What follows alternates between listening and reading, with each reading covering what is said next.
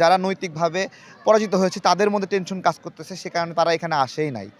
আমি বলব তাদেরকেও সাহস করে একটু এসে মুখটা দেখাতে। না, না, না। ওটা ঠিক ওটা আছে? আওয়ামী তারা লীগের আসুক, সুযোগই নাই। তারা যেভাবে না, দেখেন এটা বলাই যাবে না, না। না, না, না। কারণ তারা ওটা তো কোনো রাজনৈতিক দল কিংবা রাজনৈতিক না, সংগঠনের কাতারেই পড়ে না। ওটা একটা ফ্যাসিবাদী আওয়ামী লীগ সংগঠন।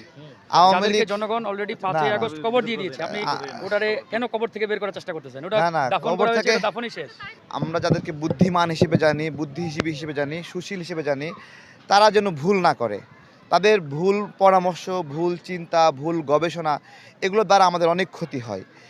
ক্ষমতায় অনেকে আসতে পারে, যে একজন আসবে একজন যাবে, কিন্তু যে ক্ষমতায় আসছে তার তাবেদারি না করে জনগণের তাবেদারির জন্য তারা করে। হ্যাঁ, সাধারণ মানুষের কিন্তু কোনো দল নাই। সাধারণ মানুষ তার মতো করে লড়াই করে। বারবার সংকট আসে, সাধারণ মানুষই দায়িত্ব নেয়। এইবার যে বিপ্লব, সেই বিপ্লবেও সাধারণ মানুষই আগায় আসছে এবং রাজনৈতিক শক্তিগুলো যারা ছিল তারা নিজেদের পরিচয় দিতে পারে নাই পর্যন্ত, যে আমি অমুক দলের পক্ষ থেকে এই আন্দোলন করছি। কেন পারে নাই? যে একটা আপনার হলো সাধারণ মানুষই মানে সংকটের একমাত্র উত্তরণ করে। আমরা তো প্রতি বছর বিভিন্ন দিবসে ফুল দেই। আজকে স্বস্তিকর পরিবেশ এবং আপনার হলো হুড়াহুড়ি তো থাকবে। একটা দলের প্রোগ্রামে অনেকগুলো নেতা থাকে, তারা এসে ফুল দেয়, সবাই একটু সামনে থাকতে চেষ্টা করে। এ জায়গা থেকে একটা কম্পিটিশন, প্রতিযোগিতা থাকে যে সবাই একটু সামনে থাকবে। এই হুড়াহুড়িটা আমরা সবসময় দেখব, এটা থাকবে। কিন্তু যে সামাজিক কেওয়াস বা পারস্পরিক একটা আতঙ্কিত একটা মানে বা টেনশন লেভেল, ওইটা এখন কিন্তু নাই। ওইটা যারা নৈতিকভাবে পরাজিত হয়েছে তাদের মধ্যে টেনশন কাজ করতেছে, সে কারণে তারা এখানে আসেই নাই। আমি বলব তাদেরকেও সাহস করে একটু এসে মুখটা দেখাতে। না, না, না। ওটা ঠিক ওটা আছে? আওয়ামী তারা লীগের আসুক, সুযোগই নাই। তারা যেভাবে না, দেখেন এটা বলাই যাবে না, না। না, না, না। কারণ তারা ওটা তো কোনো রাজনৈতিক দল কিংবা রাজনৈতিক না, সংগঠনের কাতারেই পড়ে না। ওটা একটা ফ্যাসিবাদী আওয়ামী লীগ সংগঠন। আওয়ামী যাদেরকে লীগ জনগণ অলরেডি না, ৫ই না, আগস্ট কবর দিয়ে দিয়েছে। আপনি আ ওটারে কেন কবর থেকে বের করার চেষ্টা করতেছেন? ওটা না, না, দাফন কবর করা হয়েছে, থেকে এটা দাফনই শেষ। শহীদ বুদ্ধিজীবীদের উদ্দেশ্য করে আসছেন, ওনাদের কবরে ফুল দিয়ে শ্রদ্ধা নিবেদন জানাচ্ছেন। তো সেই ক্ষেত্রে বুদ্ধিজীবীদের তো পরিবার আছে, এই পরিবারদের প্রতি আপনাদের দল থেকে কোনো অনুদান বা কোনো কিছু দেওয়া হচ্ছে কিনা বা বরাদ্দ আছে কিনা?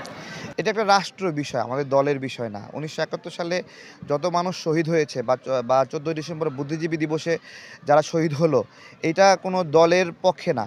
যেমন ২৪-এর গণ-অভ্যুত্থানে যারা খুন হলো, এটা জুলাই আপনার হলো স্মৃতি ফাউন্ডেশন বা এগুলোর মাধ্যমে অনুদান দেওয়া হচ্ছে। এটা কে দিচ্ছে? এটা কি কোনো রাজনৈতিক ব্যক্তি দিচ্ছে? এটা রাষ্ট্রের পক্ষ থেকে দিচ্ছে।